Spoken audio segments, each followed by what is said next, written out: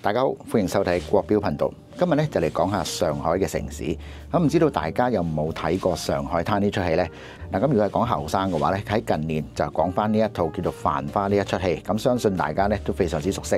咁諗起上海灘重要嘅地標，咁就係呢一個外灘。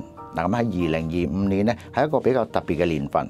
咁就係除咗中國製錶業70週年之外咧，亦都係上海錶成立70週年嘅大日子。咁而今日咧，仲同大家分享下呢一款上海錶最新推出嘅復興版，就係呢一個外灘之星，用咗18K 金嘅雕刻工藝，咁將呢個上海嘅城市地標咧，就濃縮咗喺呢一個錶盤上邊，咁向上海錶同埋中國製錶業嘅雙重致敬。咁而呢一個系列咧，就一共有2種唔同嘅顏色，咁而每一款咧都係限量700隻。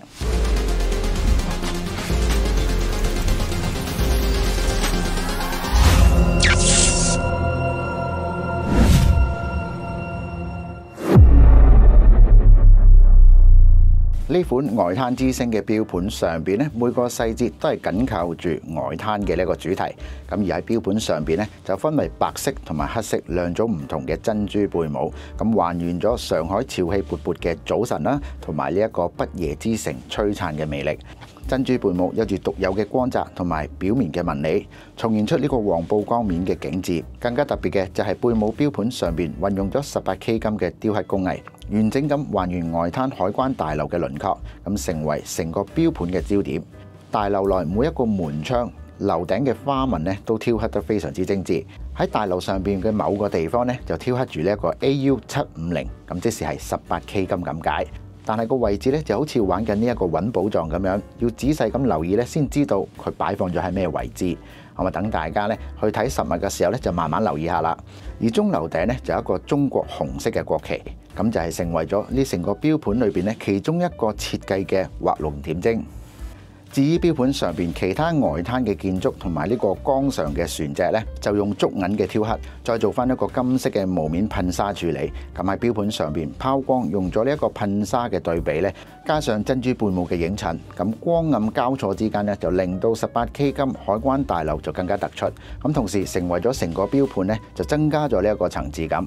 咁啊，為咗保持外灘嘅景色完整咧，上海錶今次咧就冇用到經典嘅刻度同埋數字嘅時錶，只係用咗2支金色嘅柳形葉指針顯示嘅時間。咁平時擺放喺12點位置下邊嘅呢一個品牌標誌咧，就移到去10點位，用咗金色嘅書法簡約咁呈現出嚟。